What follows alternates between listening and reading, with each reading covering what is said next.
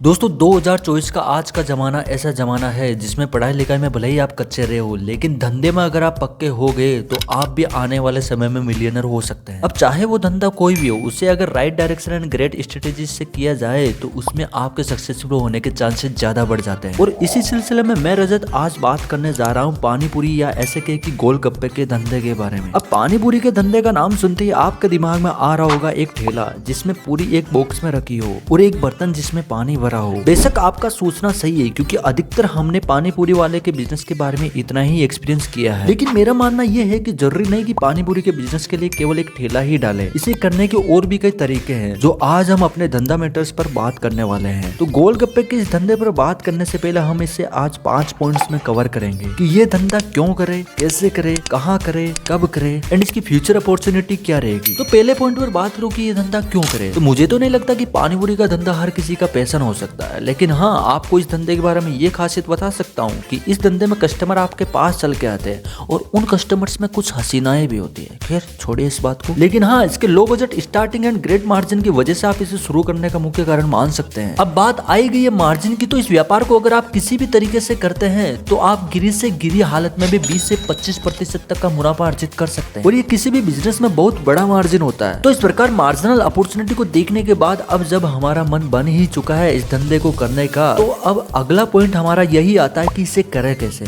और इसे हम किस किस प्रकार से कर सकते हैं। तो अपने इसी सेकंड पॉइंट पर बात करें तो पानीपुरी के बिजनेस को हम अलग अलग प्रकार से भी कर सकते हैं। ठेला गाड़ी पर पानीपुरी बेचकर, जो सबसे ज्यादा लोकप्रिय है और इसे शुरू करने में बजट भी कम लगता है। पानीपुरी होलसेलर बनकर, जिसमें आप पानीपुरी वालों को पूरी सप्लाई कर सकते हैं, जिसमें आपको शुरुआत में खर्चा और जगह की डिमांड रहती है, लेकिन एक बार मार्केट में अच्छा नाम हो गया तो फिर आपको कमाई से कोई नहीं रोक सकता। पानीपुरी की दुकान खोलकर, जिसमें यह रहेगा कि आपकी दुकान पर केवल वही सामान रहेगा जो पानी पूरी के धंधे को करने के लिए ठेला गाड़ी वालों को सामान की आवश्यकता पड़ती है, इसमें आपके डेली सेल का परसेंटेज बहुत अच्छा रहेगा। एंड अगर आप बिल्कुल भी जमीनी स्तर पर इस बिजनेस को शुरू करने का सोच रहे हैं तो आप अपने किसी भी दुपहिया वाहन पर बॉक्स लाद कर जहाँ भीड़ नजर आए वहाँ इसे कर सकते हैं। इसमें आपका इन्वेस्टमेंट बहुत कम रहेगा एंड प्रॉफिट बहुत अच्छा रहेगा, साथ ही टाइम फ्रीडम का तो कहना ही क्या। और फिर भी आपको लगता है कि आप ये सब पानीपुरी के बिजनेस में नहीं कर सकते, तो फिर आपको शायद हमारा ये सुझाव काफी अच्छा लगेगा कि आप केवल पूरी सेकर भी ठेला वालों को सप्लाई कर सकते हैं, जिसमें आपके रेगुलर कस्टमर्स हमेशा जुड़े रहेंगे। अब चलिए, आपको ये भी पता लग चुका है कि इस बिजनेस को कितने प्रकार से कर सकते हैं। अब आगे बात आती है इस बिजनेस को करने के लिए क्या क्या सामग्री की आवश्यकता होती है और इनकी लागत क्या क्या होती है। तो इस बारे में जानकारी आपको इस दिख रहे इंडेक्स में विथ मार्केट प्राइस दी गई है। प्राइस में आपके एरिया के अनुसार थोड़ा बहुत बदलाव हो सकता है, तो आप इस वीडियो को पॉज करके देख सकते हैं। साथ ही इस इंडेक्स में आपको ये भी जानकारी दी गई है कि 1 किलो आटे में आप कितनी पूरियां बना सकते हैं। तो सामग्री का आइडिया लगने के बाद अब आपकी बारी आती है एक्सपेरिमेंट करने की। दरअसल पानीपुरी के बिजनेस में सबसे बड़ा रोल होता है आपके पानी का। तो शुरू में आप पानी अपने घर पर ही बनाकर खुद ही टेस्ट करें, साथ ही अपने दोस्तों को भी टेस्ट करा के उनका ओपिनियन जरूर ले, जिससे कि आप मार्केट में उतरने के लायक हो सके। अब इन सभी स्टेप को फॉलो करने के बाद मार्केट में आपको कुछ किराने की दुकान और होलसेलर से नेगोशिएट करके परमानेंट कस्टमर के हिसाब से डील करें, जिससे कि आपको सामग्री उचित दामों पर मिल सके। तो अब तरीका आपको चुनना रहेगा कि आपको कौन सा बिजनेस करना है। तो मैं यहाँ इससे आगे सबसे लोकप्रिय तरीका ठेले का बिजनेस लेके ही चल रहा हूँ। तो यहाँ से मैं 5 से 7 हजार का इन्वेस्टमेंट करके एक छोटा सा ठेला किराए पर लूंगा और बाकी जरूरी सामान लेकर इस काम को करने के लिए सामग्री तैयार करूंगा। तो इसके बाद अपना अगला पॉइंट रहेगा इसे कहाँ करे वे कब करें। तो इसके लिए भले ही मैं कम कमाऊं, लेकिन टाइम फ्रीडम को देखते हुए मेरा वर्क टाइम रहेगा शाम के 5 से रात के 9 बजे तक, और लोकेशन अपना वो रहेगा जहाँ फैमिली के साथ लोग टाइम स्पेंड करने को आते हैं,